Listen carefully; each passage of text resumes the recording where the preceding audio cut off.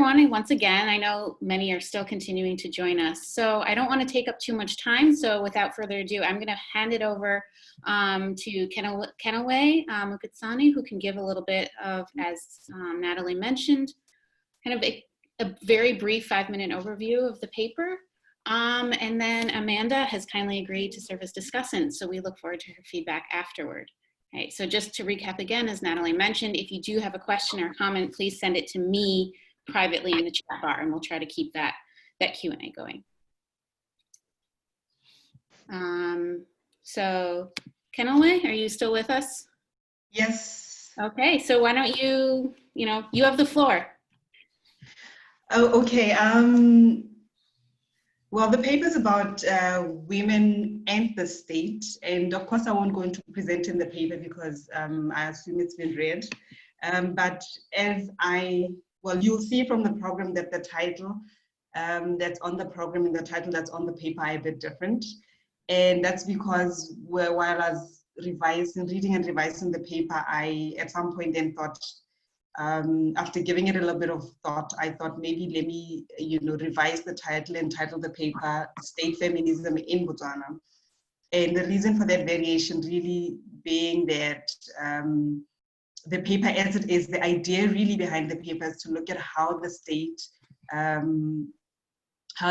can enhance women's rights, or how the state can enhance women's issues, or whether the state can indeed improve on women's issues. And for that reason, I thought maybe the paper should be anchored on state feminism, to really examine what the role of the state is in terms of advancing women's issues of women's rights. So I had a very difficult time writing this paper, and probably many of you who read it have probably seen that it's like a lot of information that's probably maybe not so coherent, or not speaking to each other. But that's because I was just trying to highlight the issues which I thought contribute to the role that the state plays, or the role that the state fails to play in advancing women's issues. So I am looking for help in terms of structuring the paper, in terms of creating a framework really that would help advance the issues which I think the paper is trying to put forward. So the other thing about the paper is that as part of my PhD program, I'm expected to publish a paper, at least one paper, on issues relating to what it is you're researching on. And even if the paper is not published, but there is an indication that there is a process that has begun in terms of an effort to publish. So that's part of the reasons why I thought, okay, let me do this paper on women and the state, to really establish, what the relationship is, and also just to flag out really that the issue that Botswana as a country is known to be, the shining star of democracy, a country that's, exemplified as a good governance example and all of that. But oftentimes we neglect, or we overlook the fact that women's rights aren't, or the country's not doing that well in terms of upholding women's rights. So I think in a nutshell, that's what it is. Great, thank you for that. So at this point, it'd be great if people could offer Keneilwe some feedback or suggestions or comments before we turn to Amanda. Does anyone have any immediate questions or kind of ways in which they'd like to kind of engage with Keneilwe's paper or her objectives?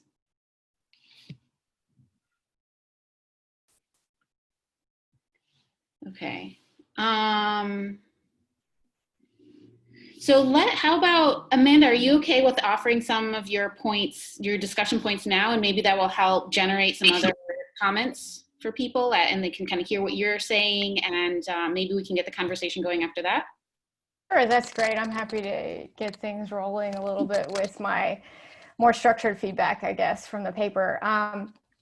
So I'm really happy to hear that you're considering sending this out for publication. I read this as if I were a reviewer for a journal. So my feedback is kind of structured in that way. If anything, I tried to be the notorious reviewer number 2, who is very tough on the paper, but all of my comments are intended to help improve the paper for you, and I'm happy to meet with you again separately or to correspond via email, and also to read other drafts in the future if you want more feedback from me. So let me just pull up my notes here. So I like to sort of start any feedback I give by giving like a summary of what I took away from the paper. So the paper provides an overview of the challenges that are facing women's access to political office in Botswana, and in particular focuses on the interplay of the national women's machinery and the proportion of women in parliament. So the empirical question being posed here is that despite Botswana's reputation for good governance, its robust economic performance, as well as being a signatory to all these major international agreements on women's rights, the country's rankings on women in parliament remain very low, among the lowest in the world. So why is this the case? And so the paper argues that it has to do with a lack of effort or interest on the part of the government in Botswana to pursue any sort of state feminism policy. It's actually chosen to sideline women's political inclusion in favor of more broad development goals. And as a result of this, there's an under-resourcing of the Gender Affairs Department and an explicit anti-affirmative action stance. This is compounded by a weak women's movement, a fragmented opposition, and an overall intolerance for criticism that leaves questions of women's access to leadership unanswered. So the impact of this study, I think, is broad because it fits within parallel discussions happening in the region, particularly in countries that are also concerned about their reputations when it comes to low rankings on women's representation, like Ghana, Liberia, Malawi, and Kenya. Governments in these countries have also shown open hostility to pursuing state feminism policies such as gender quotas. So my main comments tend to be along the lines of conceptual questions. So the first question I had coming out of the paper is that make an argument that Botswana is considered a democracy, but the question of what is democracy is left unanswered, and what conceptualization of democracy are you using in this paper? Because many scholars would argue that Botswana is not indeed a democracy, because while it's held regular multi-party elections since independence, the same party remains in power. And so if we think about arguments like the alternation rule by Szydworski, or if we look at the Geddes Right and Franz data set, they would classify Botswana as still being authoritarian because they haven't had any sort of changeover in power through its elections. But then others would say, well, the elections are free and fair, citizens have relatively high civil liberties, so we should consider it a democratic case. So as a scholar who studies democratization, I would just have liked to see more discussion of what concepts of democracy are you bringing to the discussion and how you justify treating Botswana as a democracy.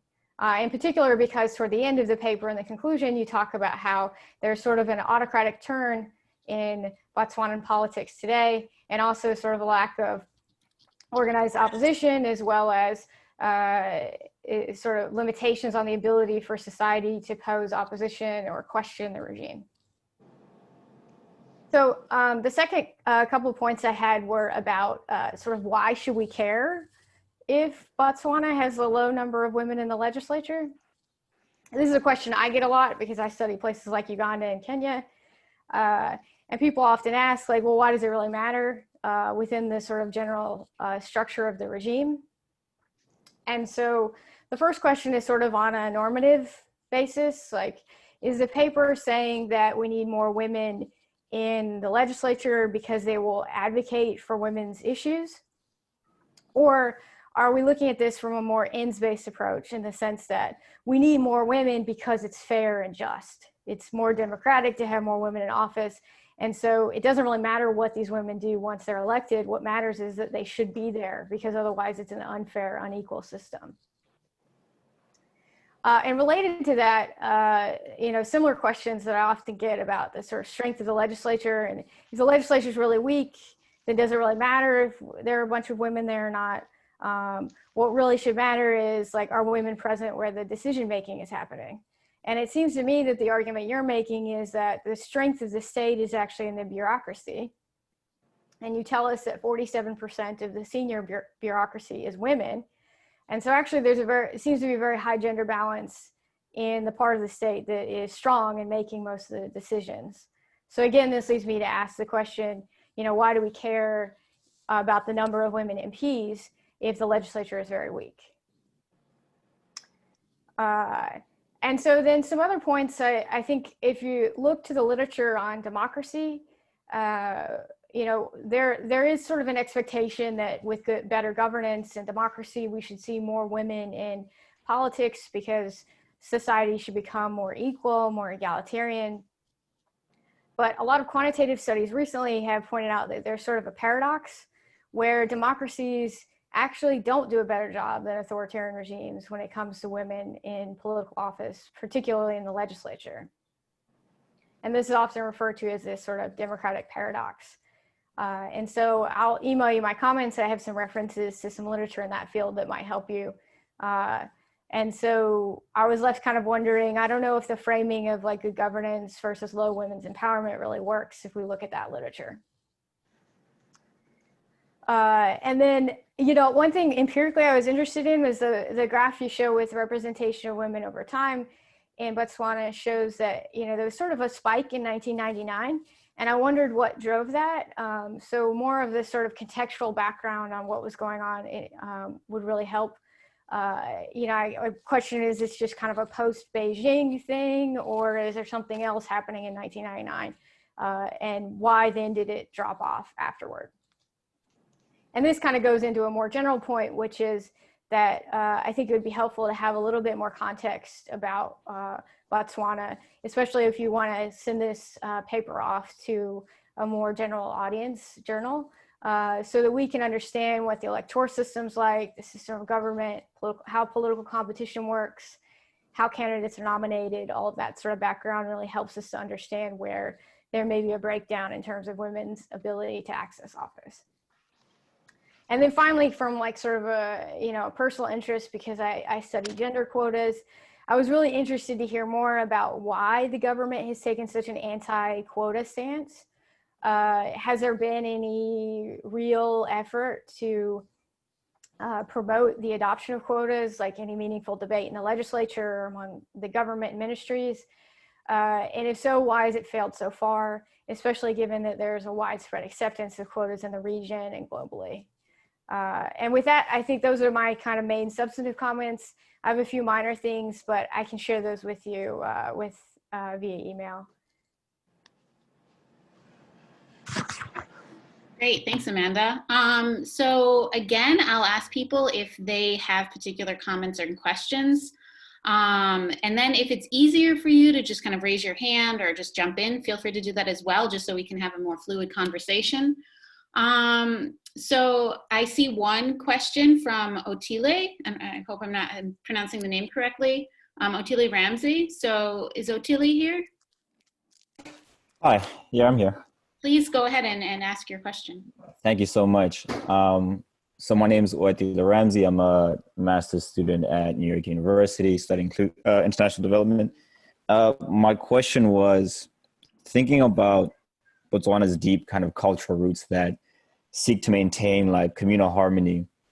I was wondering what you think given that framing, I was wondering what you think the challenges were in trying to pursue or trying to push the government to be more inclusive of women and some of the minority groups that you mentioned in the paper.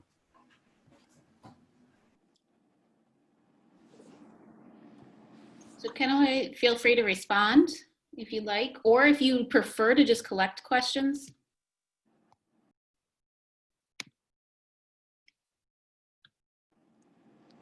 Just make sure to unmute yourself. Yes, I missed that question. I didn't quite hear it properly. Is it possible for him to repeat the question for me? I can just, oh yeah, go ahead. Yes, No yes. problem. I was like, so in Botswana, we have this kind of deep culture of like maintaining communal harmony, right? We have these deep lessons of kagiso and what it's supposed to mean. And my belief is that it's had, is kind of dissuaded people from picking up these active stances that might challenge the government, because we often shun upon them. And you see that in the Khotla space, where someone might be put down if they're seen as rude or hostile or aggressive. Now, as we bring that to the macro level of government, I wonder how you see that, what challenges you see might be associated with that when it comes to trying to push the government for greater inclusivity.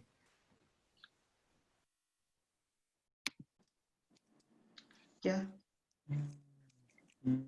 Keneilwe, would it be more helpful for you to collect several different questions, or would you want to respond to each comment as they come? I think it's easier to collect different questions and then respond all at once. Okay, great. So I'm just looking at my chat here. Does anyone else, perhaps Professor Day's students, want to jump in? And our RDG participants, of course. Anything, any burning questions or comments? Yeah.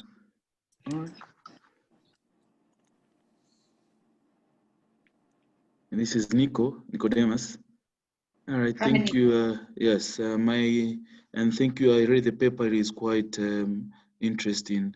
I just want to make maybe some few observations. Maybe you can, some of them have been addressed by your reader. Mine mostly is to able to strengthen the argument is how does Botswana compare to its neighbors, for example, in terms of gender representation, will further enhance the argument that you're bringing on board, for example, South Africa, Namibia, or even Africa in general. You can go as far as Tanzania, and of course, Amanda has talked about the issue of quotas and all that. But also, I thought it was also very important to discuss the issues of legislations around the legislation. What does the Constitution really say about these things, so that you can be able to thump your argument more precisely. And then lastly, I know it's still early days, but when you talk about the method being qualitative, so when maybe you might think about going forward to bring out or to strengthen the argument as raised by your reader, Amanda, maybe we can talk about more quantitative data by looking at case studies of the region and then comparing it with Botswana, and maybe this will further, maybe you can look at different data sets. We have plenty of them in Africa about democratization and of course the role of women, which can really, really strengthen the argument. Those are my comments for now. Thank you. Thank you, Nico. So just to kind of recap, Nico's kind of 3 points that I heard was kind of what does this Constitution say on this? How does Botswana generalize, right? How is Botswana different or similar to its neighbors? Which is always a point that every reviewer usually makes, right? Is, what can Botswana or your country tell us about other spaces or cases? And the push to perhaps incorporate more quantitative data, of which it sounds like there's an abundance of. Next up in the queue, I have Martha. Martha, you want to jump in? Yeah, so I really enjoyed this. I have more of a comment, I guess, than a question, which is something I would encourage you to think about as you move towards revisions, which is that your paper cites a deep body of literature, and that's great. But at times, I think I would have liked to hear your voice more, or to know what was your voice versus sort of the many things you're citing. So you're doing a lot of work in this paper, but I think you should be more assertive in sort of claiming what work is yours, right? Which I know can be sort of hard, especially early on. But at times I think you could sort of signpost more sort of what you think is really important vis-a-vis the literature, and just sort of build the paper in a way that sort of really makes your contribution stick out versus sort of what other people have said before you. And I think that work is in here. I just think you need to help the reader sort of know what you're providing that some of this work you're citing isn't. And so some particular areas I think that this could have been clearer to me as a reader were things like, you know, you like in your conclusion, you mention a number of factors that inhibit this. And I understand that it's complex, but I would be interested in hearing a bit which, if any of those, you think is most important, right? Sort of is the lack of political will, perhaps, the biggest impediment? And then, you know, a weak parliament matters, but really it's the lack of political will, right? That's sort of the biggest logjam, maybe. And maybe it's something else. But I think in that way, you might sort of help, sort of, that would be one way to sort of make your, sort of stake a bigger claim for sort of what you're saying. And maybe one way to think about this as well, to sort of pull some of those dynamics out, would be to think about what the state has the state ever succeeded in certain ways? Looking at specific cases of success or failure in more detail maybe could sort of help you sort of pull out sort of which factors matter when, or which factors seem to sort of take the, you know, carry more weight. And that doesn't mean the other ones don't matter, but I think that would be one way to sort of pull out sort of a stronger claim on your part that sort of, I mean, one way to think about this cynically is, you know, if people are going to cite your paper, what's the like one big point you want them to cite you for? And that might be one way to sort of think about that, sort of what's like the big claim you want to make. And that could look a lot of different ways, and I'm happy to talk about that in more detail. But yeah, I'll stop there for now. Before, I'm just going to insert myself for a moment because I want to echo a lot of what Martha's saying. So I think your paper does a really nice job of going through all the potential explanations, right, of accounting for either lack of women's political representation or women's rights. But again, I think in order to make your argument clear, right, it's not clear, like, what is your argument? What do you think is the main factor accounting for this really interesting puzzle that you point out, right? That we have this strong state that gets, you know, kind of accolades in the international community, and yet it hasn't done a very good job in terms of incorporating women into the formal political system, right? So if you were to say, you know, it doesn't mean that you have to choose one thing, but maybe it's, you know, two particular factors that matter more than other factors, right? So again, to echo Martha, it's all there in the paper. It's just about kind of signaling to the reader what you think which factors are more important than others, right? And why? Why do you think that is? That's where you draw on your evidence to really make this claim that, look, other scholars have said it's civil society, it's a lack of kind of this culture of open contestation or whatever it might be.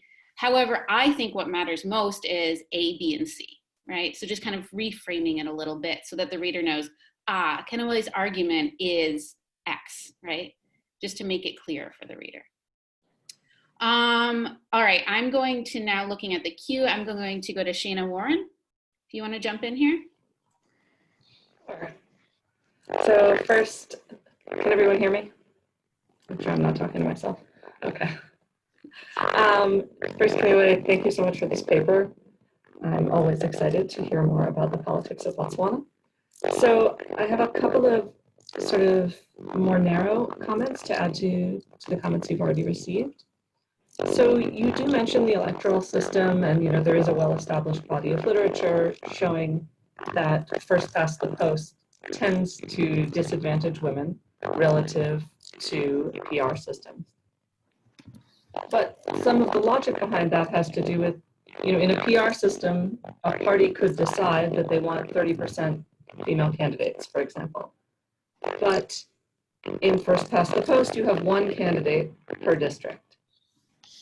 Something that I would love to see in your paper and for you to discuss more would be looking at, it's not just the electoral system, but the primary electoral system. So Botswana stands out among its many neighbors for its primary system, which means that if women are to get on the ballot, which is the first step to getting into parliament, except for the handful of nominated seats.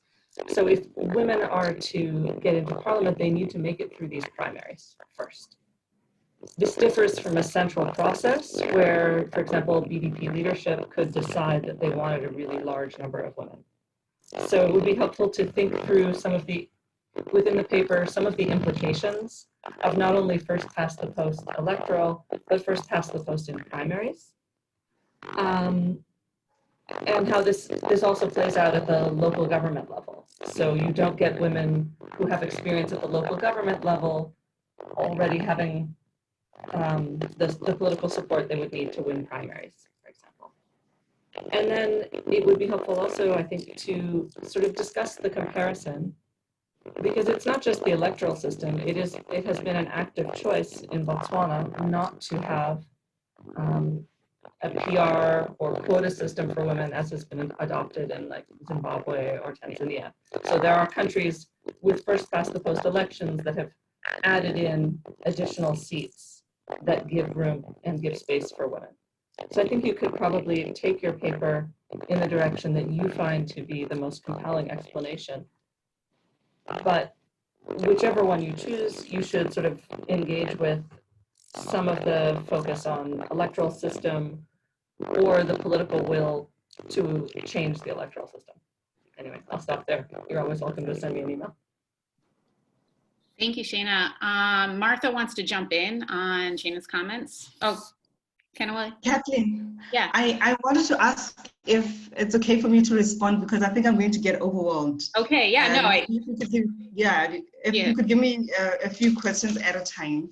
So if it's okay with you, I'd like to respond to the comments that I've gotten so far. And a lot of them are meant to help improve the paper, and I really appreciate them, and I think they are indeed very useful, or they'll help me structure the paper better. But let me just respond to the questions which could do with responding to. Nico was asking, how does Botswana compare to neighboring countries? And the answer to that is that part of the reason why I wrote this paper was that Botswana fares badly.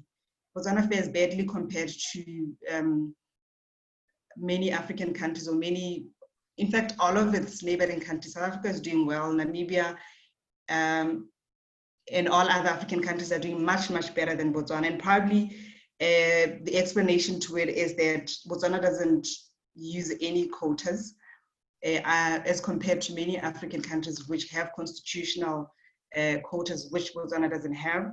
He also asked about the Constitution and what the Constitution says. Part of it is that the Constitution doesn't say anything, or does not make any provision whatsoever for the use of quotas, or it does not oblige the government to ensure that there's a certain representation of women in parliament or in local government, for that matter. And then there was also a question on communal harmony, and how the dynamics of that affect political representation of women, if I got the question correctly.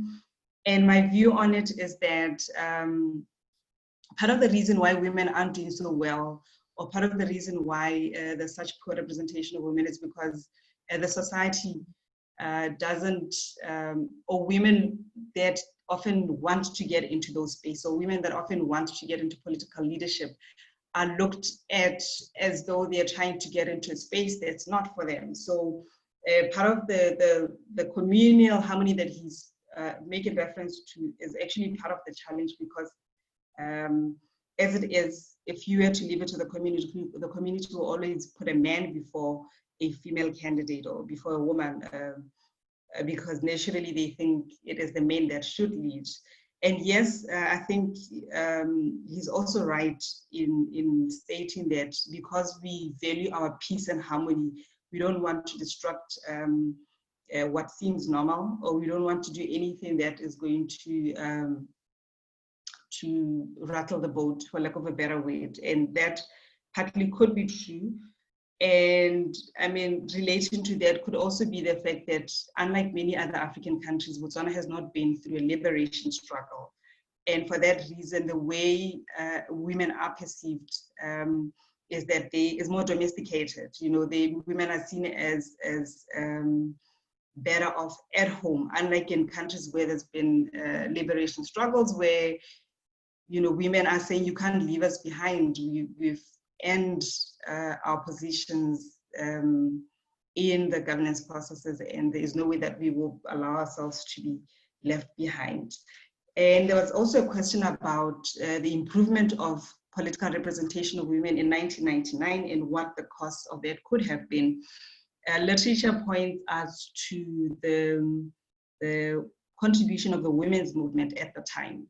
The Sadie was at the time very powerful and very strong as a women NGO. And at the time, they were all out to train women who were aspiring to get into politics or aspiring to get into political representation.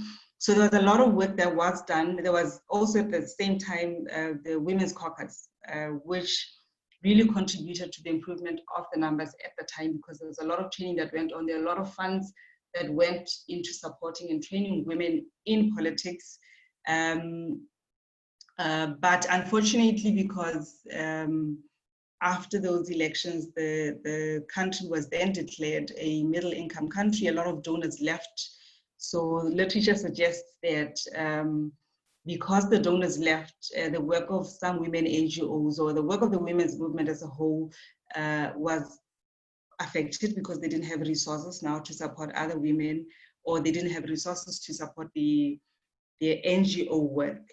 And as a result, then, because of the decline of the work of the women NGOs in supporting women in politics, then we consequently then saw representation declining.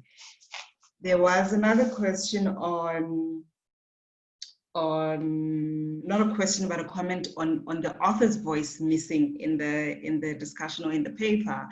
And I do appreciate that comment, and I think it is right that maybe I need to make the argument clearer, as others have also suggested. But what I thought was important, or what I thought was key, was, even though probably it clearly doesn't come out clearly in the paper, was that the consideration of Botswana as a democracy. And I do as well also take the comment on what, when I say democracy in the paper, it's not conceptualized. What exactly do I mean? So I think I'll go back to that and develop that argument. But I think my main argument was also going to be pinned to that democracy, to say there is an argument that suggests that Botswana is doing well in terms of democracy and development and governance and all of that. But at the same time, there is a decline in women's rights and in representation of women. And that part of it, or I guess maybe mainly, that could be attributed to the strength of the state, to say, okay, can we look at why the state, what the role of the state is in advancing women's rights, and to suggest that women aren't doing so well because of all those factors that are discussed in the paper, but mainly because the state in itself does not see value in promoting women. And not to suggest that promoting women and having more women there would mean a better representation of women issues, but to just suggest that they, have the right, or also in terms of human rights, need to be represented. And there are some issues, even though we can't necessarily argue that substantive representation is guaranteed, but the fact that women are there can be seen as something that's symbolic, and that could possibly encourage other women to take up that role or to want to get into positions of leadership, but also that there is an element of perspective that is missing when women are not represented, that they bring a certain perspective that may not necessarily be there if they're absent, and that you can't really expect men to represent women the way they would, or to represent women issues the way those that have actually experienced those issues represent them, that they may not necessarily prioritize women's issues. And then, okay, there was an issue of the electoral system as well, that we may move from the first past the post to proportional representation, but there's no guarantee that that would improve representation of women. I do agree that there are complexities that come with the different electoral systems that the countries may choose, especially in the absence of political will, that it may not necessarily be the solution to the problem.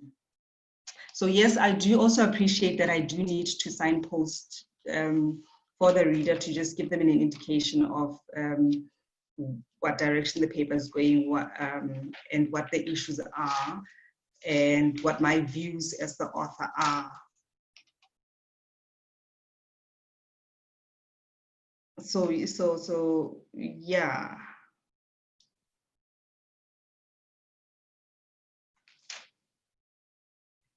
You know, I don't want you to feel like you have to respond to everything right now as well, Okay. but, Okay. which is a lot, right? You've been given a lot, so no pressure there. Okay. Are you ready kind of for another round of comments? Sure. Okay. So Martha had a comment on Shana's point. So Martha, do you still want to jump in here? Sure, and I can make this quick. I really like Shana's comment about barriers to entry and sort of where those barriers are for women. So we have a graduate student here, Melanie Phillips, who's been working on this in Zambia, and she's really interested in what stops women from even getting on the ballot, right? And she finds that it has, women are more likely to get on the ballot when their families have sort of resources that they have like put into politics in the past, right? So essentially, if you're from a politically active, family, that you're just much more likely as a woman to get on. And so just thinking through Shana's comment and sort of what I've read from this graduate student's work, Melanie Phillips, I wondered if one way for you to think through the many factors that you're talking about as mattering here would be to sort of explicitly set up the paper as sort of, I mean, you could imagine this in many ways, but sort of like levels of governance, and there might be different blockages for women in local elections. And this, I'm sort of taking a bit of Shana's point here, I know, but and then moving to sort of the national level. But you could also think about just parts of the political process. So one of those is getting elected, but other things are just, how do you, as a civil society organization, get Parliament to take up issues that you care about? And I mean, thinking through these different spaces of politics where we would want gender to be taken more seriously or women to have more voice, I think that might be one way for you to pull out why you have all these things that you think matter, and some of those might matter more at certain parts of that process than others. And I just wonder if that would be a way to sort of, for you to adjudicate between these many things you think matter, and by sort of analyzing sort of when they're most likely to do so. So. Great, thanks. Anyone else want to jump in at this point? Natalie, at some point you had mentioned you had a question or comment? Actually, I see Eugenie has her hand up if she wants to jump in. Eugenie, you want to comment? Okay. Yeah, thank you very much. I wanted to congratulate Sadie for the nice paper, but I get lost while reading the paper. Just for one, how can I say it? For the democracy, because I think democracy is the key idea of the paper developed, because in the state of democracy, women are supposed to have same rights as men, right? So they have equal opportunity to join a political organization or parliament. But what I was wondering is that she wanted to use political willing. Like how does political willing can affect women willing to participate in politics? Because in the democracy context, usually power belongs to people. So maybe people are more willing. Do people want women to participate in politics in Botswana? That is the how can I say, the central question of the paper. The question she's trying to raise now, because if you want to look at women participation in democracy context, it may focus on people willing, because democracy is like the people power to the people, something like that. So if you want to see how women are willing to participate in democratic context, it will not, if Botswana is a democratic country, it will not belong to the political leader to determine this, but it can belong to people rather. Thank you.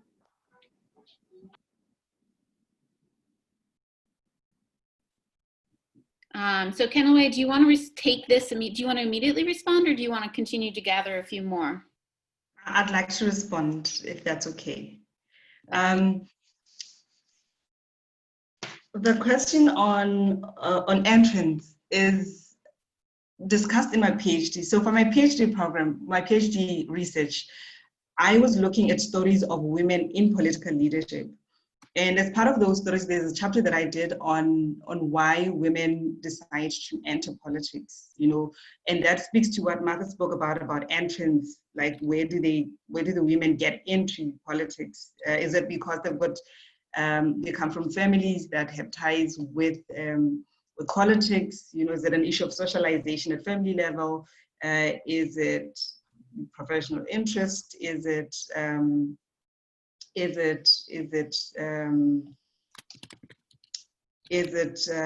what's the other issue? Is it because they had a sponsor within, you know, within a political party, or within, you know, the spaces in which they're trying to enter?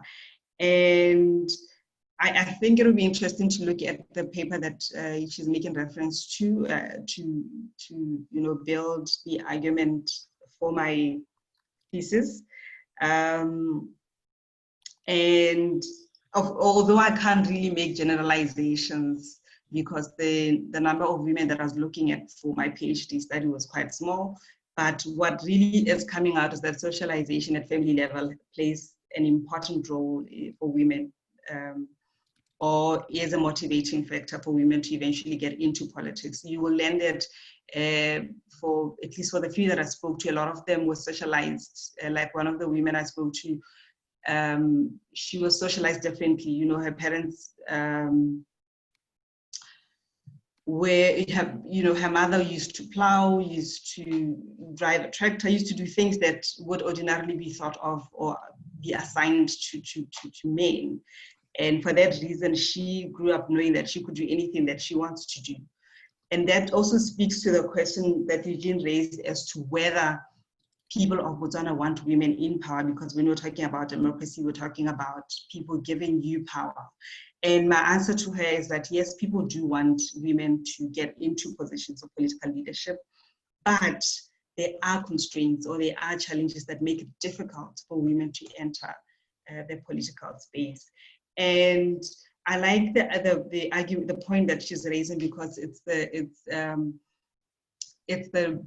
part of the reason why we have this paper in the first place. The fact that it is very difficult for women to get in, and the fact that those that have power are actually not facilitating or not making it easy for women to also get into positions of political leadership. And the fact that we're saying, yes, we are a democracy, but part of being a democracy means that sometimes governments have to, you know, for instance, bring in issues of constitutional quotas to try and make it possible for women to also get into these positions, because ordinarily without those constitutional quotas, we've seen that it's difficult for women to actually get into those positions. And how do NGOs take issues to power? Part of the argument I'm trying to raise in the paper is that the NGOs, you know, given the dominance of the state, it's been very difficult for NGOs to raise issues or to get the attention of the government, right?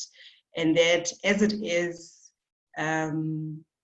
which is also an argument I'm trying to make in the paper, as it is the government, the state is really strong, is so strong that what takes off or what happens is what the state decides should happen, right? That the people on the ground have not found ways to really, truly influence government decisions or to influence public policy. Interesting. Thank you for your comments. So now Christian wanted to jump in here. So Christian, you have the floor. Okay. Thanks, Keneilwe, for the research. I think it's, as other commentators have noted, it's very rich. It's a very rich paper that brings together a lot of dynamics around this issue. So it's quite comprehensive. The only thing that will fault the paper is just that angle to say, okay, the argument is situated from here and then going forward. Is it trying to look at one specific issue and saying, okay, let's deal with it specifically deeply while recognizing a plethora of issues that are also worth touching on. So, so listening to you again, I look at you putting it whether at the cultural aspects and say, okay, probably this is a cultural dimension as well. And then secondly, you can also look at it about adherence to, let's say, international and regional commitments. So for instance, and also national commitments. So at the national level, there are commitments to women representation. And also continentally, there's the Maputo Protocol on women's rights and things that, you know, that has to be factored into play. And also at the continental level and the international level, there's also the UN kind of regulations and the like. Also, you can also talk about how the women within Botswana are navigating through these dynamics, also bringing pressure to bear. Because one of the important things is that if it's only at the national level, sometimes national actors don't feel like, hey, they really have any obligation to adhere. But when some things are escalated also at the level of the regional level about the accession to the Maputo Protocol and its implementation, then those kind of discussion can be taken from there. So it's also about when you do find the right angle, then you can now find how you can argue going forward. And then also, so for instance, I see like some of the titles like saying women movement. So sometimes it's not qualifying women movement about what. It can be women movement in any place, but then maybe about in Botswana particularly. And then also to keep that, all the titles shorter so that they're a bit more reflective of the ideas, because I see a lot of titles, democracy, law and order. So it's a lot of review that you have done there and a lot of consideration, but then when you get the right angle, then it will all come together. Great, thank you. As we approach, have about 12 minutes left on this paper. I just wanted to get, I guess, Keneilwe, if you have a sense of a specific journal that you're targeting with this paper, and then perhaps we can get feedback from the group about, now that we've all read Keneilwe's paper, if there are certain publications or certain journals that come to mind that we think might be a good fit for this paper. And kind of on that point, one thing that seems to be relatively absent from this paper is original data. So maybe thinking about are there particular journals that might be less concerned with that? Or B, do we have ideas for the type of data Keneilwe might be able to kind of incorporate relatively easily to make it kind of give it a better shot at getting into particular journals? So I might kind of first survey the group here to provide some feedback. Eugenie, do you want to jump in?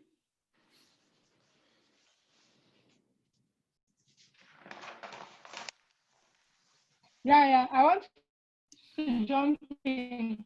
So, in case you wanted to do an empirical analysis, so you want to, because when I was reading the paper, it's like you need to look at how the religion can affect. So the difference between Christian, Muslim, the difference between the urban, the rural area, the difference in terms of location in Botswana. Maybe some location or some region may be more willing to see women in politics than other regions. So you can also look at the family size, family characteristic, how maybe, how can I say, small family size can be more willing to have more women in politics than larger family size. So she can use the Afrobarometer data. So it is freely available on the internet. So you just need to go on their website and download the data. They have data on about 40 African countries. Yeah. So you can also be able to do some comparison between Botswana and neighbor country to see how the willingness change according to their neighbor. Okay. Great, thanks, Eugenie. Are there other data sets like Afrobarometer that others might want to encourage Keneilwe to draw on?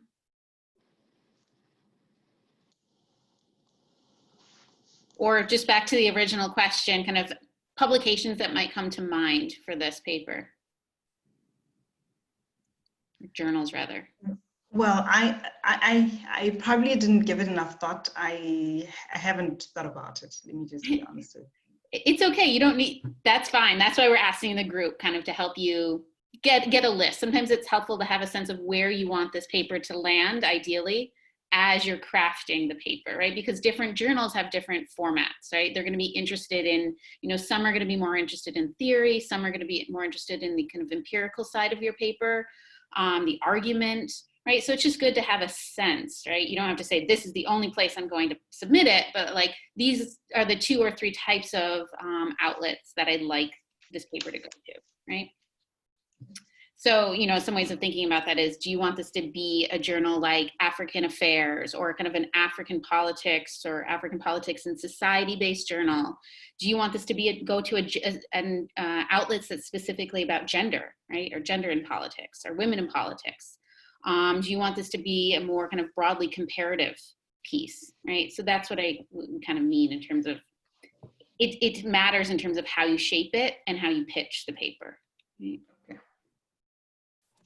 I have 2 quick comments on this. So the first one is just quickly on journals. I also think I have found it really helpful, like when I was first sending journal articles out, to sometimes if I knew where I wanted to send it, just to look at a few recent articles in that piece, because just to see, it doesn't mean you have to make your piece look like what you see, but I think it can be helpful in just sort of seeing how have people who've published recently in this article just structured their paper, and how much literature do they have versus empirics or these types of things. So I also just think having an idea of a few places you might want to send it can be just really generative for ideas of sort of how to structure your own paper. But I also had a data idea, which is, you mentioned you collected all of these sort of lived histories and experiences of female politicians.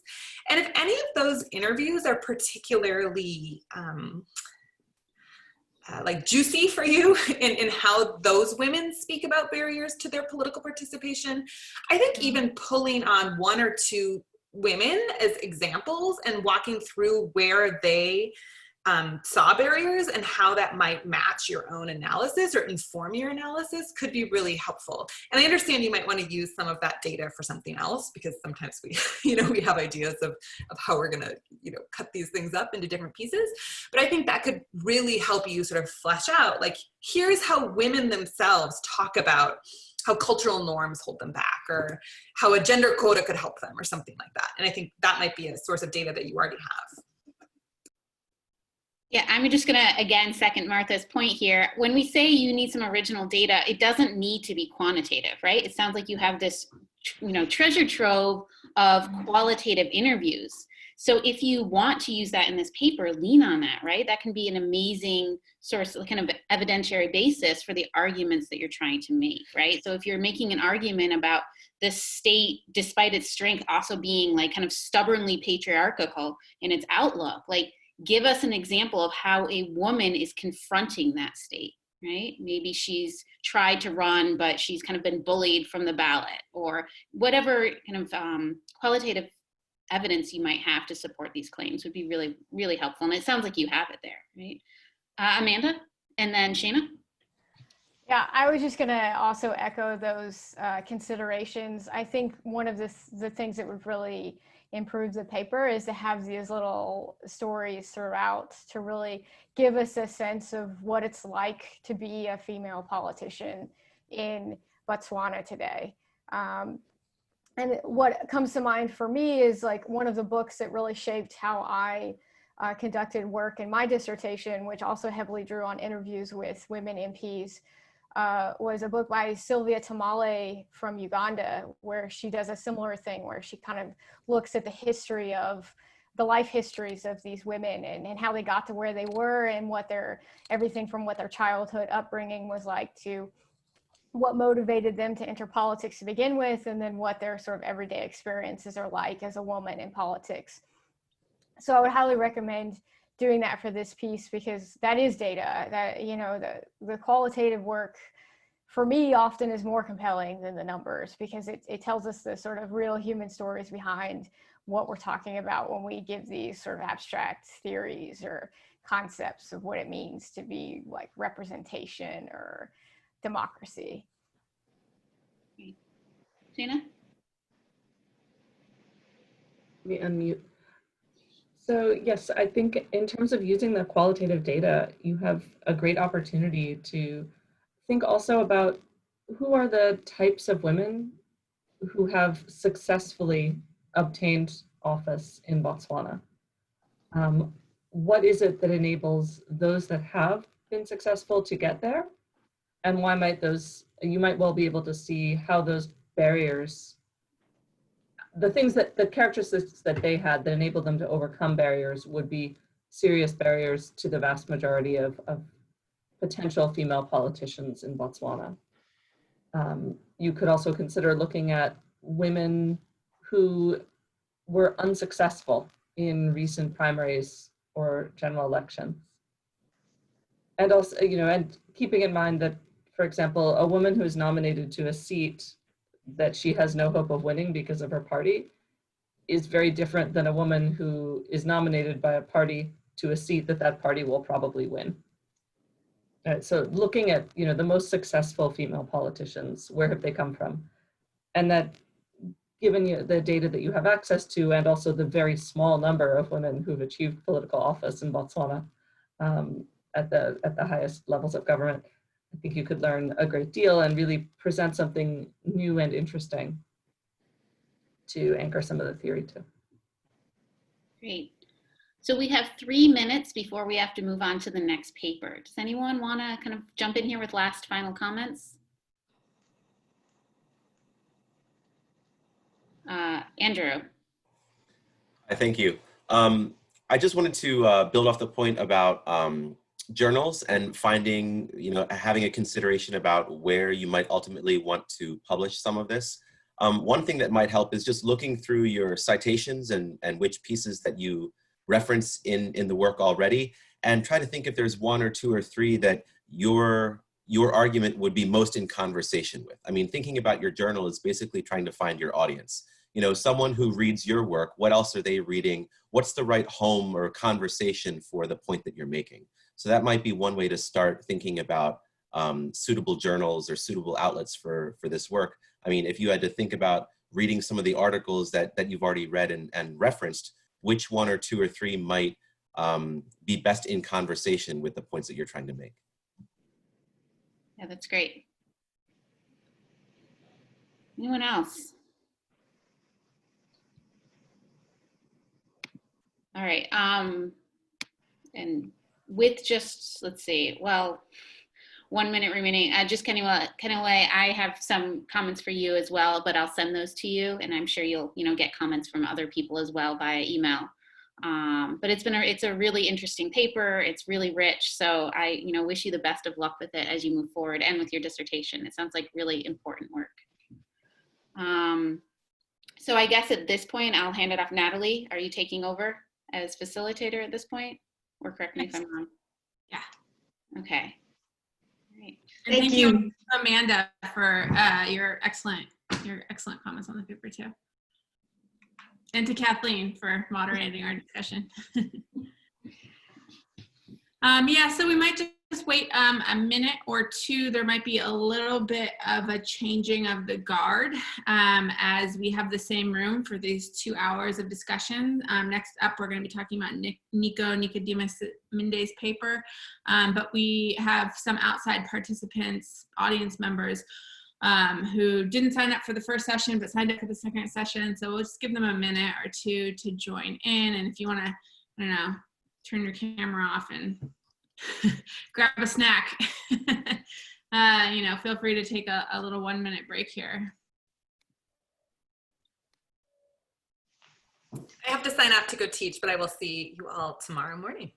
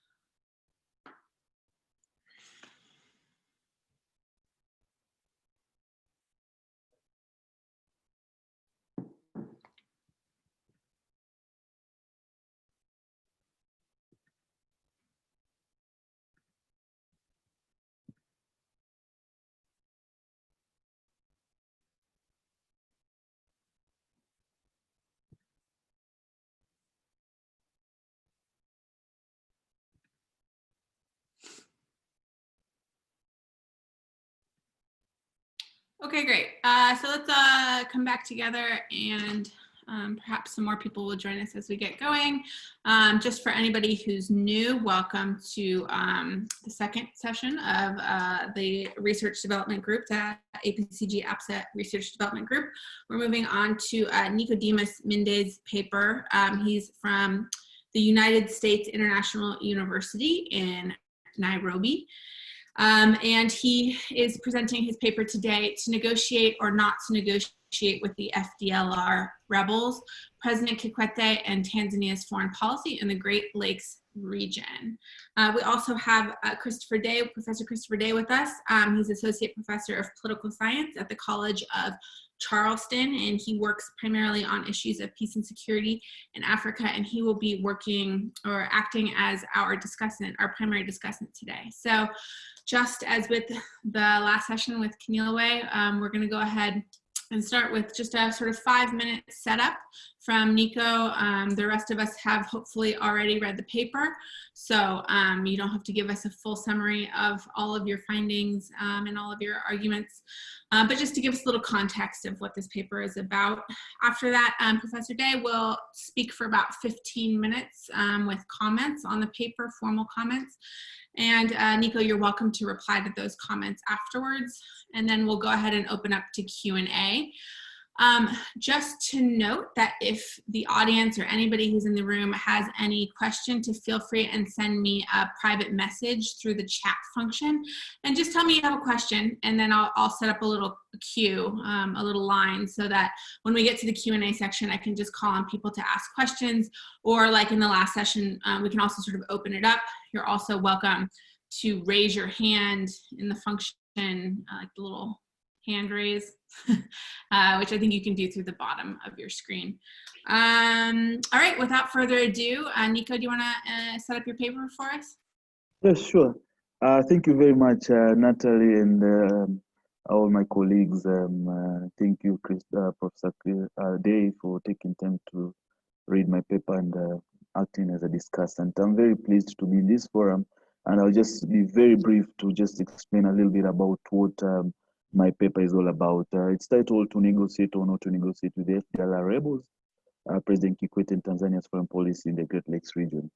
Just a quick overview of what my thinking about the paper was is you know, at the heart of every foreign policy is decision making.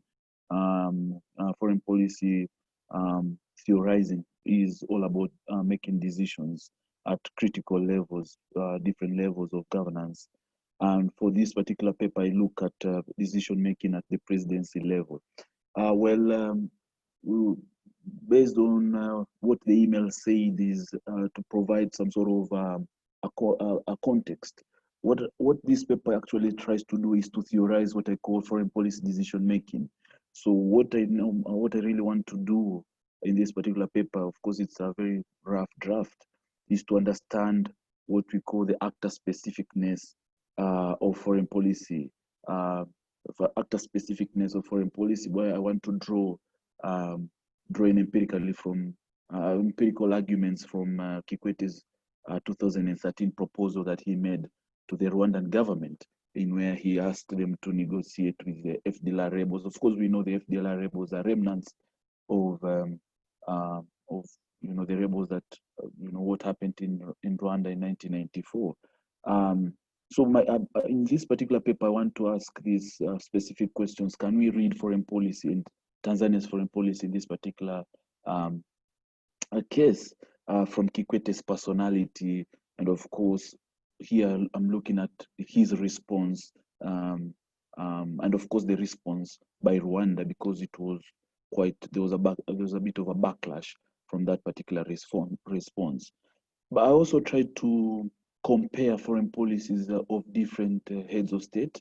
We all know in theorizing foreign policy, there is what we call the enduring foreign policy of countries, but does it vary from president to president? And one quick thing that I mentioned in the introduction of the paper is when the new president came into power, President Magufuli, in 2015, there was a radical shift in foreign policy of the country, especially to Rwanda. So in this, therefore, gives me an entry point to the analysis of foreign policy decision making vis-a-vis what was happening in Rwanda.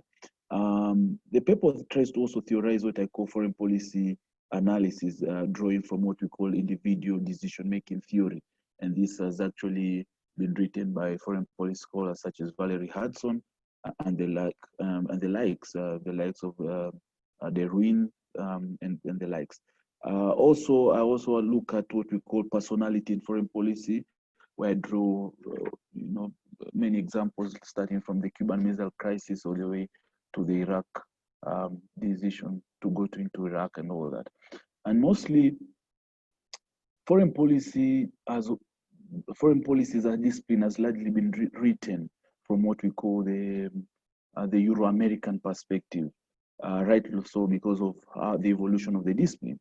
But my paper tries to make this entry point by looking at drawing mostly at the agency of foreign policy decisions from the continent. So I, for example, also look at assessing Kikwete's proposal on whether to negotiate and whether not to negotiate and all that.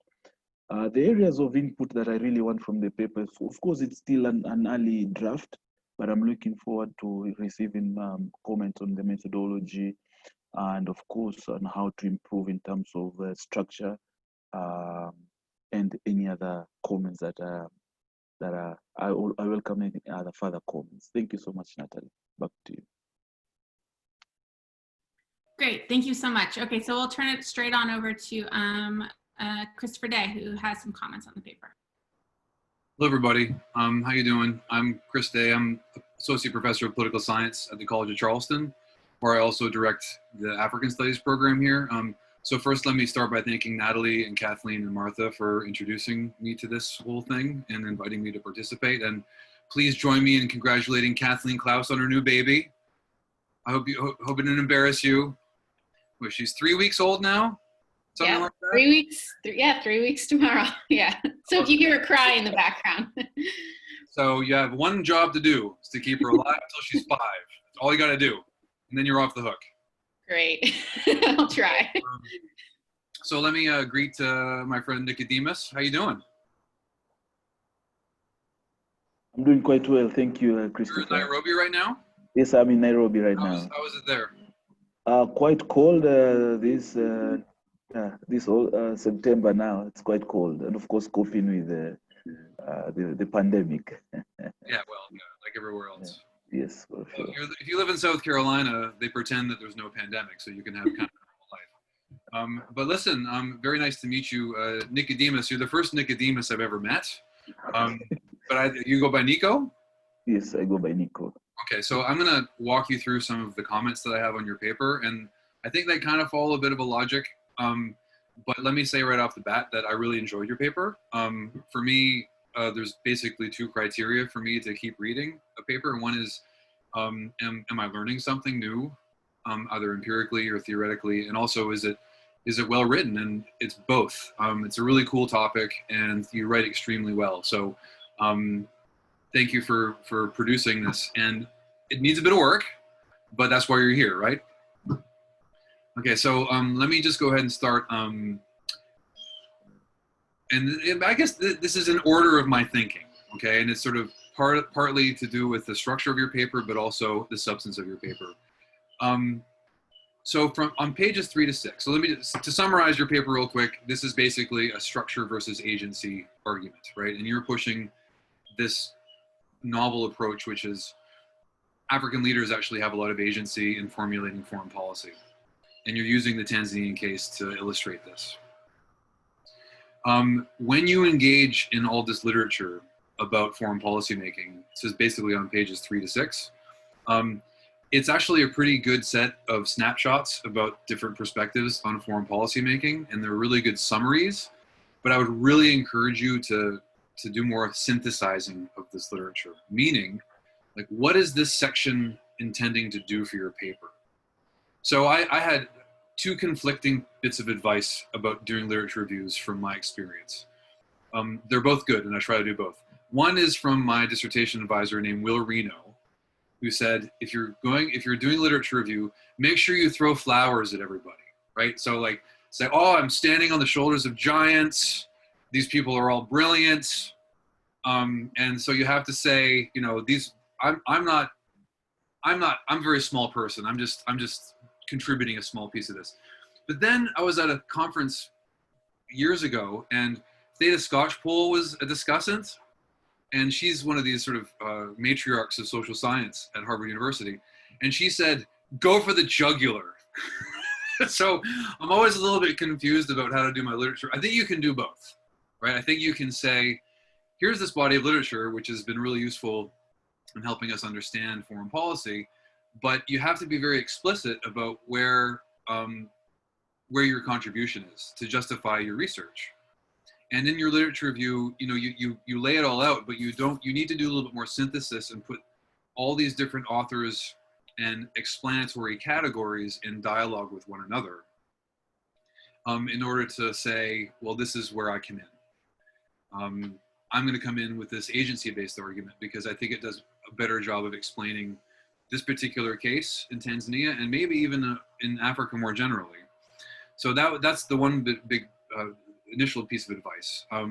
You have enough, this whole paper has a lot of really good raw material to work with. So there's no going back to the drawing board at all. It's just about taking what you have and tweaking it. So the second thing is right after your literature review on pages 6 to 7, you kind of go straight into the case to set the scene. I'm not really sure if that's necessary at this stage of the paper.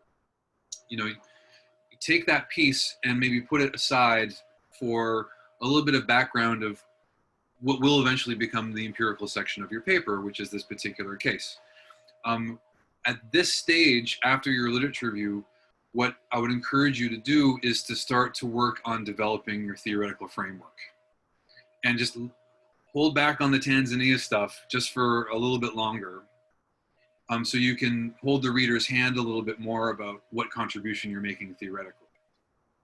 So that leads me to my third thing, which is this is really a really cool opportunity for you to develop this agency-oriented theory of foreign policy in Africa. You know, you have this one case, which is fine. It's really kind of an inductive process of generalizing up from this one really interesting empirical case study about what foreign policy making looks like in this particular region which might, like you said in your introduction, it might not correspond to sort of Western models of how foreign policy construction works. Does that make sense? So in that, because that's the star of your paper, right? The empirical stuff that you've done, the case study stuff, is all really good. And that's like, I didn't know any of this stuff, so I really like learning new stuff. But the star of your paper should be this theoretical contribution. And it's a bit of a long walk to get there. So it's page 10 is when you kind of start talking about it. And then on page 18, you start talking about it again. And you have to say, why is this explanation better, or does a better job of explaining the Tanzanian case than all this other stuff that you talked about before? And that's really the hook that you're supposed to be hanging this paper on. And I think you can do it, right? You just have to do a little bit more thinking about what is it about this case that supports this argument that, well, you know, there's a lot of people that say that it's structure, institutions, whatever, but there's this really weird thing that happened in Tanzania that you need to talk about. So again, like the theoretical hook needs to be front and center. Don't wait till halfway through the paper before you introduce it. It has to be like right in the middle. And think about it and develop it in opposition to all this other set of explanations that you've already introduced. All right, so what do I have next? Okay.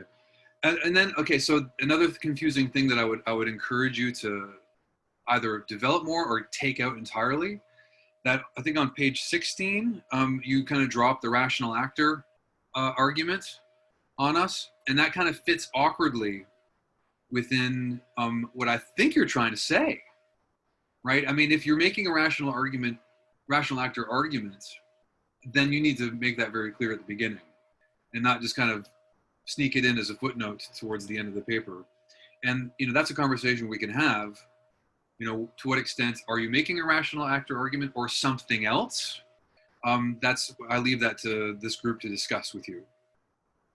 And the other thing is that this is just kind of nitpicking a little bit.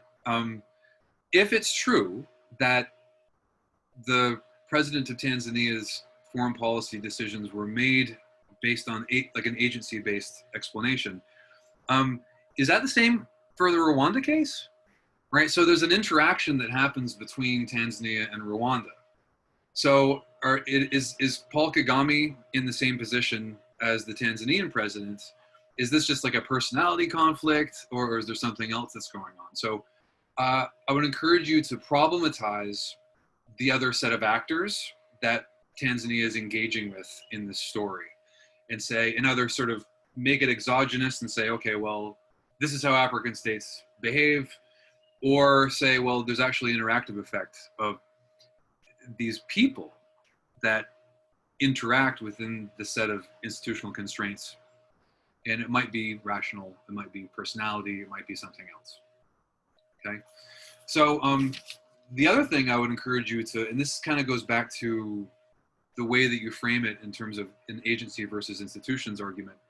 There's a lot of reasons to think that Tanzania's behavior is actually a function of historical institutional factors, right? One is that Tanzania and Rwanda have this 25-year-old history based on the post-genocide context, right? Where Tanzania hosted a lot of Rwandese refugees.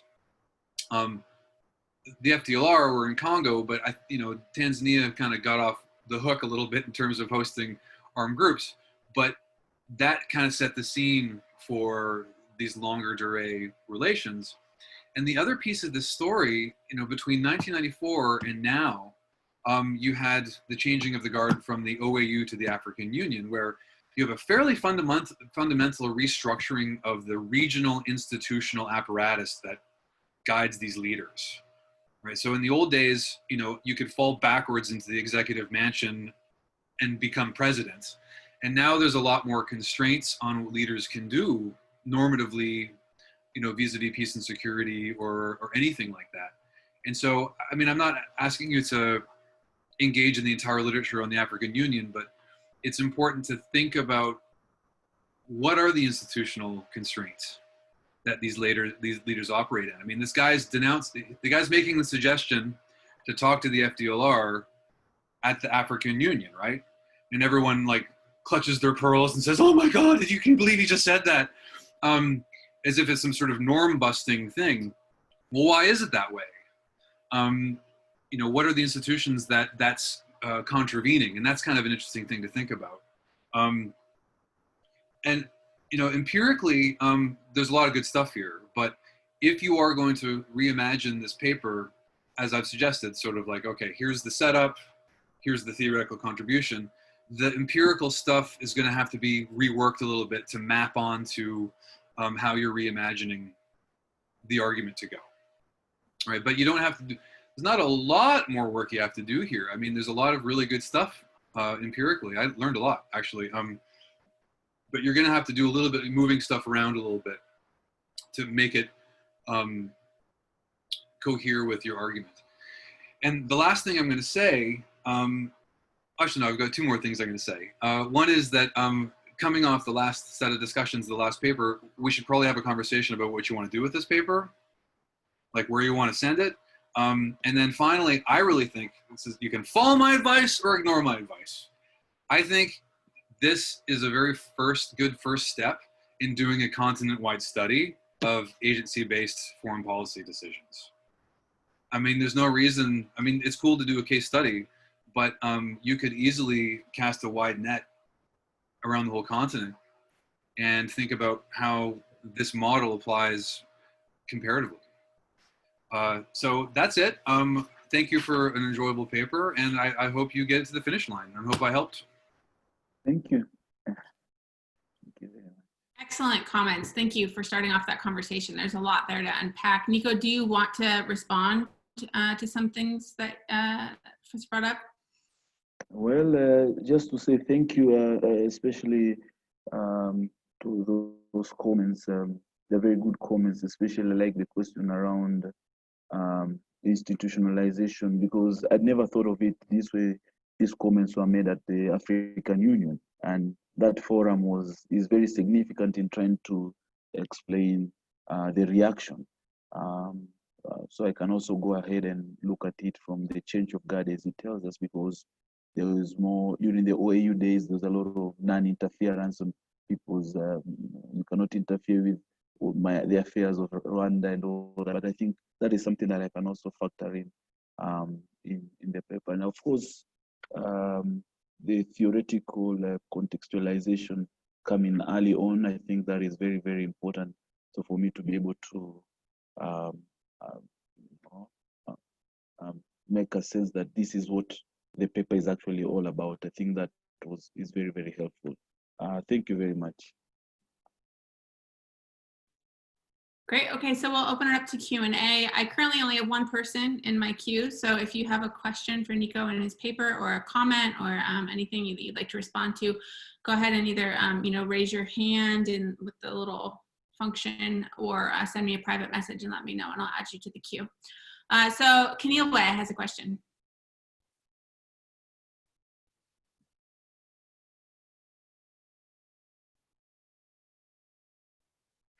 Oh, so when I was reading the paper, an immediate thought that came was, why did you pick this specific incident or the specific diplomatic spat, as you put it? Until I read page 15 and saw that that citation in the middle of page 15, which then gave me an indication of why you would specifically want to look at this. So I thought it would be nice if that came in the initial pages of the paper, just to give somebody an indication why you're focusing on this specific incident that you're looking at. And then the other thing which I found interesting was there's a lot of reference that's being made to personality influencing foreign policy. And I was a bit curious and was wondering, I was looking to see if the paper would tell me something about the personality of President, what's his name, President Nyerere. Like, what was his personality like, and why should we believe that indeed his personality in a way influenced foreign policy. So I thought it would be nice really to bring that personality issue to life, to make an indication of where personality really features and what type of personality we're looking at. I see he speaks about charisma, but I think it's once or twice in passing. So I think it would be nice to really let that come out nicely or clearly. Thank you.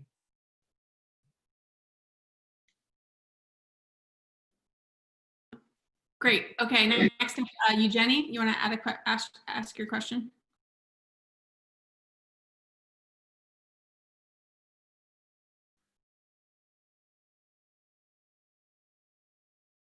Yeah.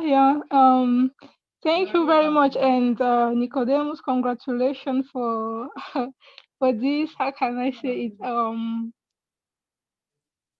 High reflection on the negotiation with rebel. But the only one question that I was asking myself is that don't you think that Rwanda aversion against negotiation with rebels can be related to the experience of 1994, when 2 presidents of the republic have been killed by these rebels? So it means it's like they have killed 2 countries at the same time, right? And then people are viewing negotiating with them like how can I say it? They still have the nostalgia, and negotiating with rebels should be something like treason against the government or the people they are serving. So I think you can, I don't know if you try to assess or to consider this while doing your research. Thank you. Okay, great. Let's collect one more question, and then Nico, we'll have you respond. John Clark, you have a question? Yes, thank you for letting me speak, and congratulations, Nico, on your good paper. I learned a lot from it. I'm really interested in this topic, so thank you. And I'm ashamed to say that I lost track of time, and I was only on about page 12 or something when we started here, so I didn't quite finish it. But I'm very interested in Tanzania's participation in the Force Intervention Brigade, which happened in the same year that you're talking about here in 2013. That was this UN-sanctioned group that only had 3 participating countries: Tanzania, South Africa, and Malawi. And then that force, as you know, sort of broke the power of the M23 in Goma. So I was in Tanzania in 2016 and asking people about it. So what my first question is just the empirics of that. How does that overlap with this dispute? Because you don't talk about it much, at least the part I read. And then kind of as a theoretical, another hypothesis about things, when I was asking folks in Tanzania about this, a dozen people told me, this was Tanzania's participation in the Force Intervention Brigade. There was nothing personal about it. And that didn't ring true to me, and your paper reinforces that. But what people told me this is part of Tanzania's sort of national identity, that we are Pan-Africanist, that we have to participate when we're called upon by the AU or by the IGAD or whoever, when we're called upon. And they would cite the Comoros, Tanzania also joining the Comoros suppression of the attempt to secede of Anjouan Island. They said, so we didn't, this was nothing personal between Kikwete and Kagame. It was just part of the national identity. All right, so those are my questions. Thank you. Great, Nico, do you want to respond to any of those 3 comments? Oh yeah, thank you very much. These are very good comments. Thank you, John Clark and Eugenie, and of course, Keneilwe.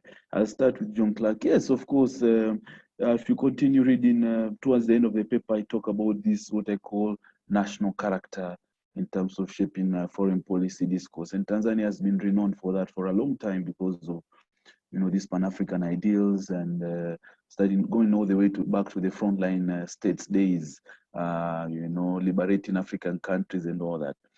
And I make an assumption in this particular paper that this could have been the motivation behind Kikwete's proposal, of which it was not received very well, pretty much so.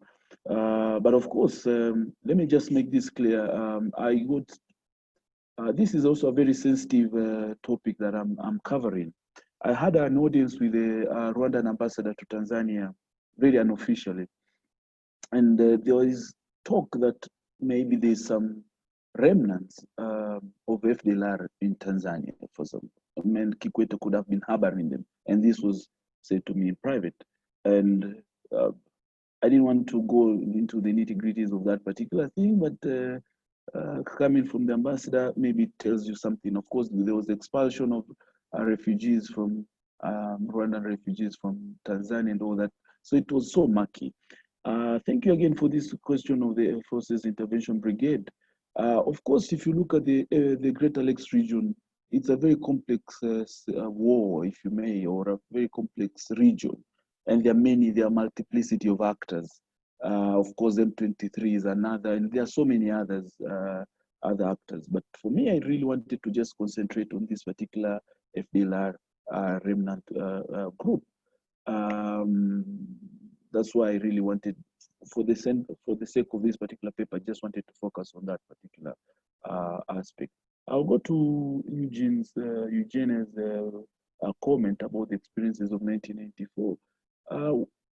I didn't want to go in the paper is justly, I want to focus on Tanzania vis-a-vis Rwanda and not the other way around. Of course, there is an interplay, but I just want to, to draw a lot of my focus to be mainly on Tanzania's foreign policy. That's a subject that I'm really interested in. Of course, there are different dynamics when you're talking about this, about the experiences of 1994. Those are something that will always play a hand. Thank you, Kelowna, for this particular question on the specific case why I chose this one. And if you look at the introductory paragraph of my paper, I found there was a discernible shift in foreign policy from Kikwete to the current President Magufuli. So I asked the question, could the spat, diplomatic spat, been out of personality clashes, as Christopher was saying? Maybe. And that is where I pegged my argument from. That is why I really wanted to pick that specific case study to bring out. And of course, I also got some reviews from one other external person. They told me is one of the things that if you read a lot of literature around in African agency on leadership, they tend to focus so much on Kagame. And now, can we really shift it a bit and move it away from him and maybe have other agency players like Kikwete and other actors, as opposed to this? Of course, there's that a lot of, how the West wants to put, Western scholarship will always look at Kagame as this figure. And they're right in doing so because of his reforms and, of course, his other issues that he does. But for me, I really wanted to now also focus and bring in the agency of Kikwete in this particular case. That is what really motivated my study. Yes. I think I've addressed the questions. Great. Alhaji has a question.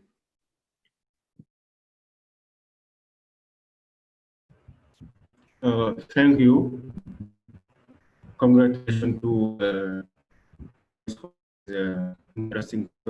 I have one question. In your paper, you said that the personality of the Tanzanian president is very important to understand his proposal to of the Rwanda to negotiate with the rebel.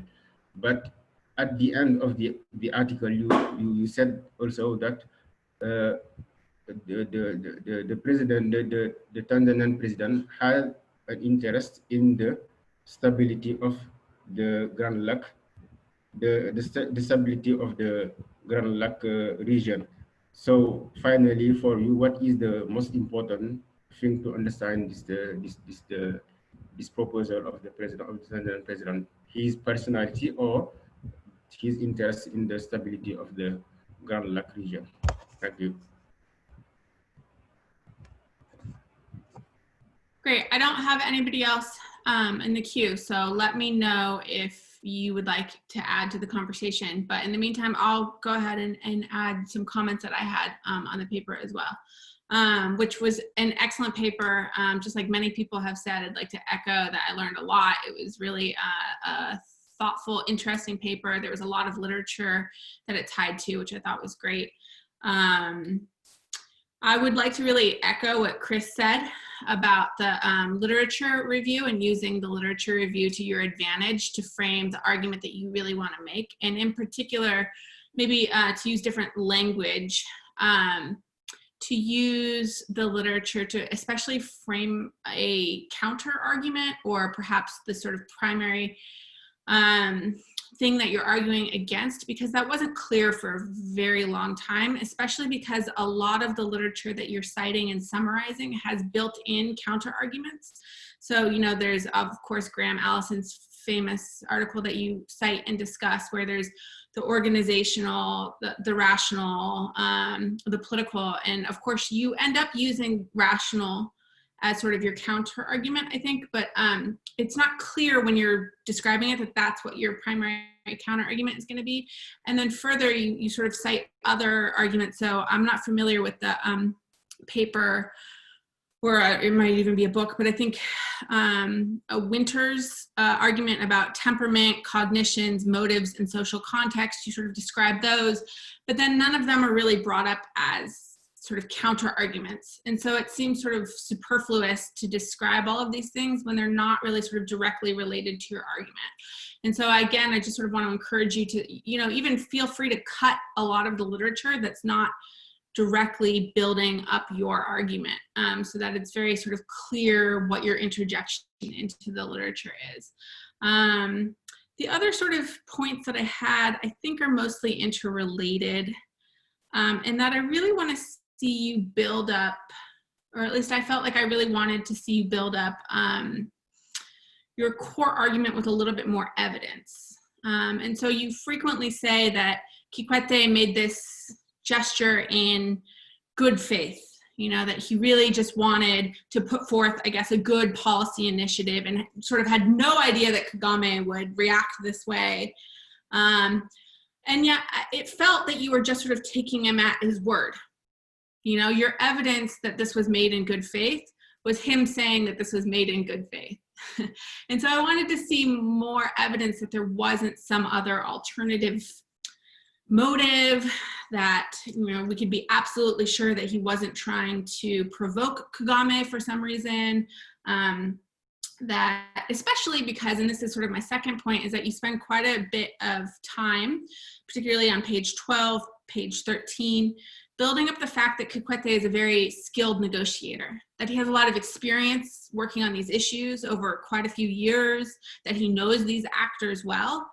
And so given this setup, it's surprising, how did he fall into this trap, right? How did he manage to make Kagame so angry if he's so skilled and he knows these actors so well, and this was all made in a good faith effort? Something's not adding up, you know?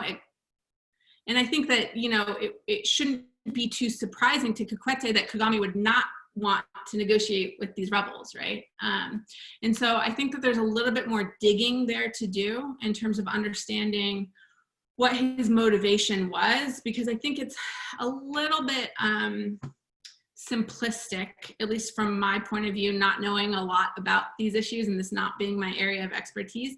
Just from reading the evidence that you're giving, it seems a little bit simplistic to think that he should be totally shocked that this happened and that, you know, he's totally caught off guard. And the final sort of quick comment that I wanted to make that is somewhat related, although not necessarily, is I really would have liked to see more about Kikwete's personality. I got that he's charismatic, and that is, I think, the most important thing to understand, and that's, I think you do a good job documenting that and providing a lot of evidence for that. But what else? What else is it about his personality? Especially because if your sort of primary argument is that it's his personality that's driving foreign policy and he's really charismatic, that doesn't match with the outcome. You would think that if it was his charisma driving this, that he would go out of his way to appease Kagame, to keep a good relationship with him. He would not want to make him angry or upset him, that he would use that to sort of smooth things over. And that's not what we see, at least according to the evidence that you present, that he sticks by his statement. He doesn't bring it back. He doesn't sort of make efforts to smooth things over with Kagame. And so I'd like to see sort of more development of what his personality is and why that might lead him to stick to this point. But again, like I said, I make a lot of these comments from a place that this isn't something that I know much about. I don't know practically anything about Kikwete and not a lot about Tanzania's foreign policy. So maybe these are really obvious things that would be easy to address. But if you want to sort of reach out to a reader who doesn't know a lot, that might be a place to start. So thank you again for an excellent paper. And Tawanda has a question, so we'll go quickly to his question or comment, and then if you want, you can take these 3 questions and respond again.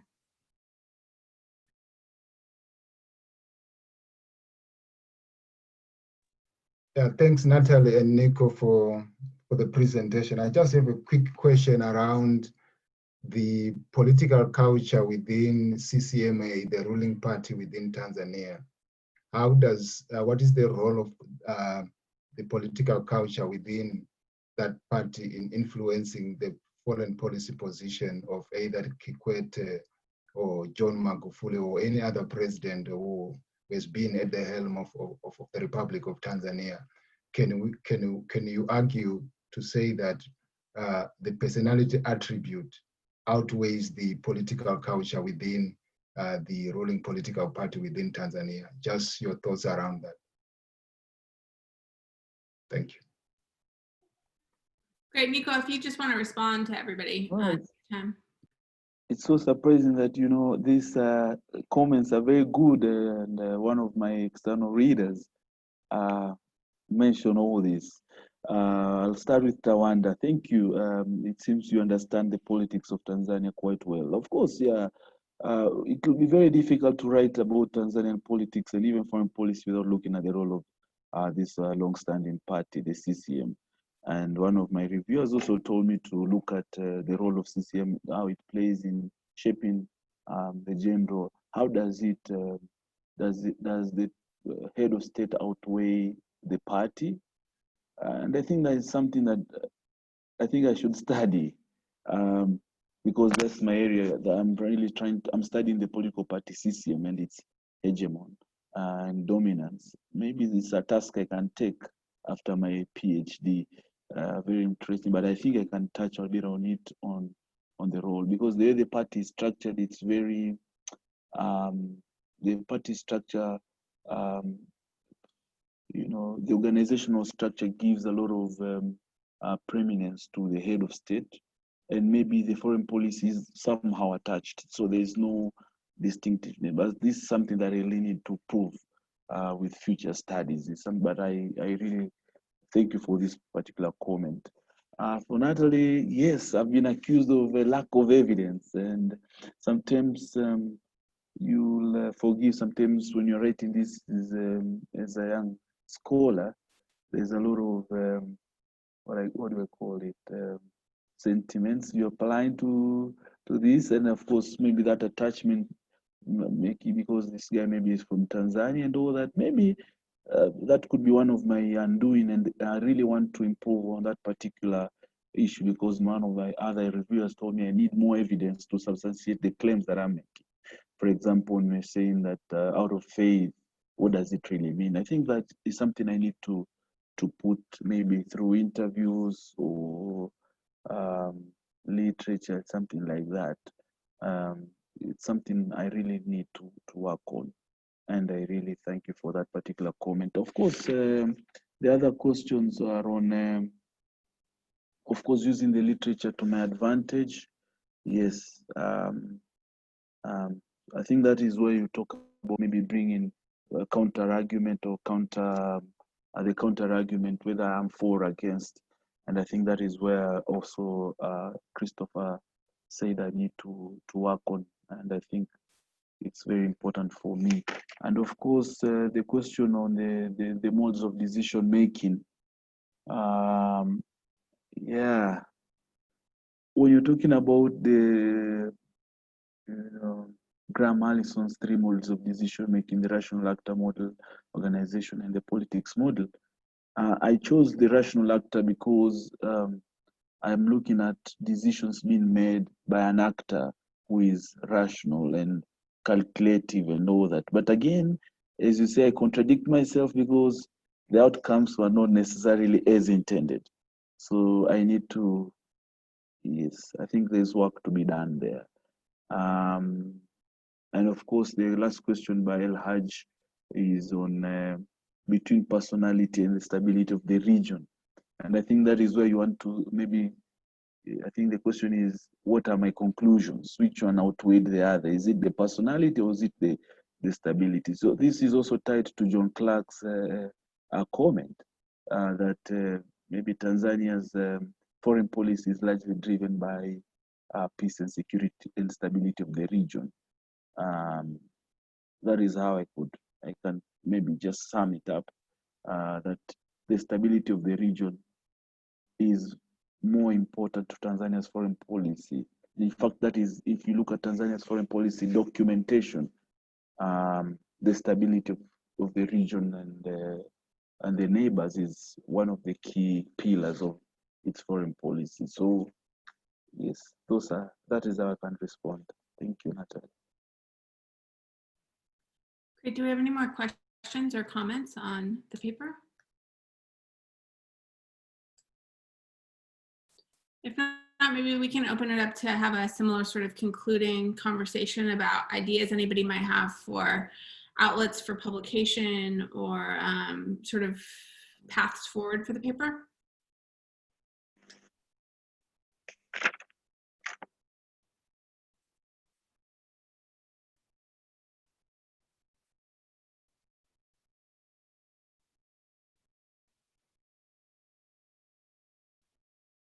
Well, okay, I can go ahead.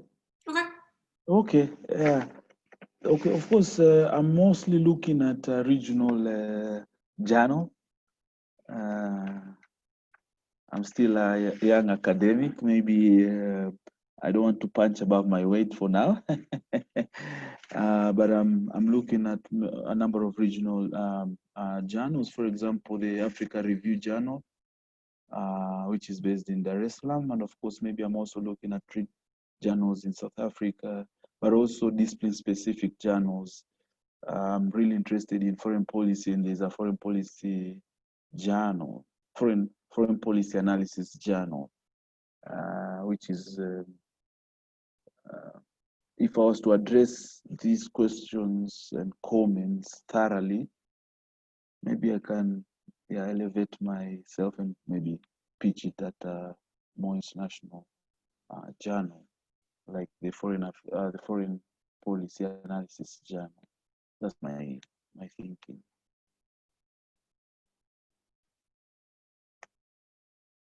It seems to me that you have a lot of great building blocks here to follow any of those, regional journal or a more international relations, foreign policy type journal.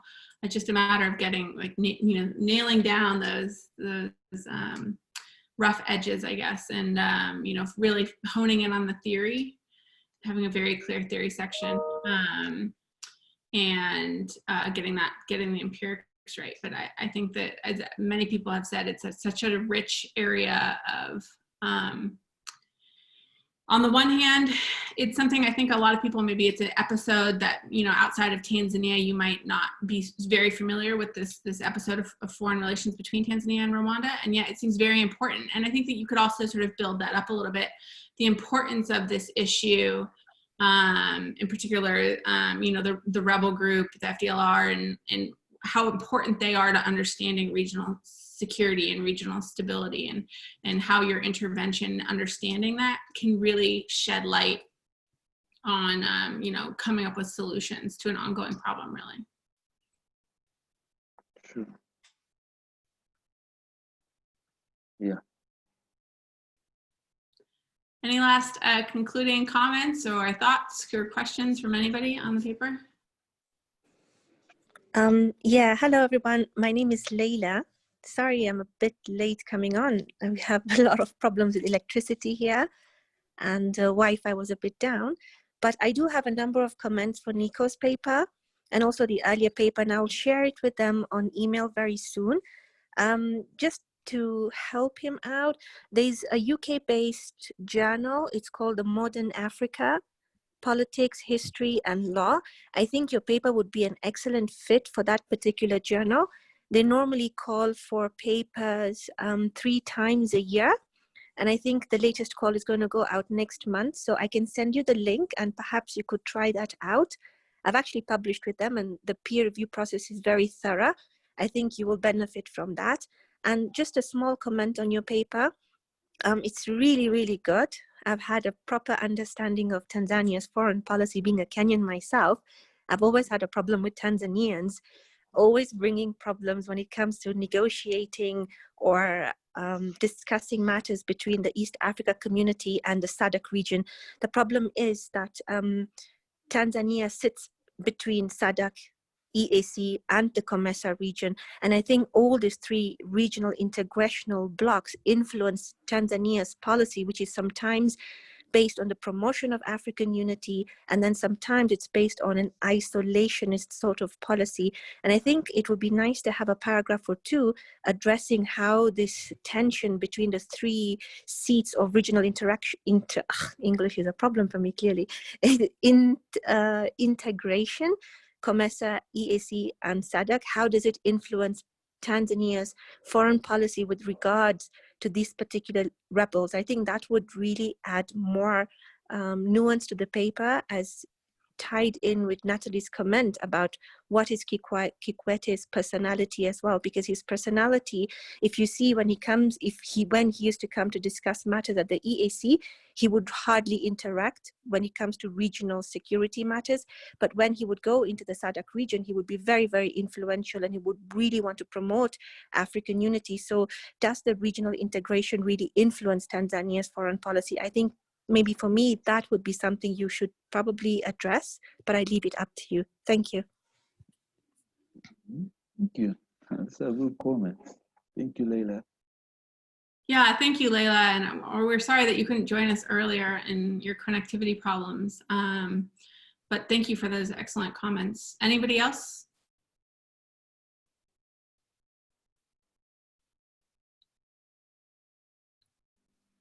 Okay, well, I guess we will end a little bit early today, but I really want to thank again Chris Day for providing comments on this paper, Nico for sharing such a wonderful, rich paper with all of us, and Andrew and Lara for organizing the RDG this year, and we will see all of you tomorrow. We have up Leila's paper, Trimming Strong Legal Pluralism, which will be discussed by Professor Abdullahi An-Naim from Emory, and we'll also be discussing Al-Haji's paper, Analysis of the Impact of the Safe Neighborhood Systems on the Resilience of Young Senegalese to Violence, discussed by Shana Warren, who was with us earlier for the last paper. So we look forward to seeing you guys. If you have any questions in the meantime, feel free to email me or Andrew, and we'll see you tomorrow. Thank you. Thanks, Natalie. Thanks, guys.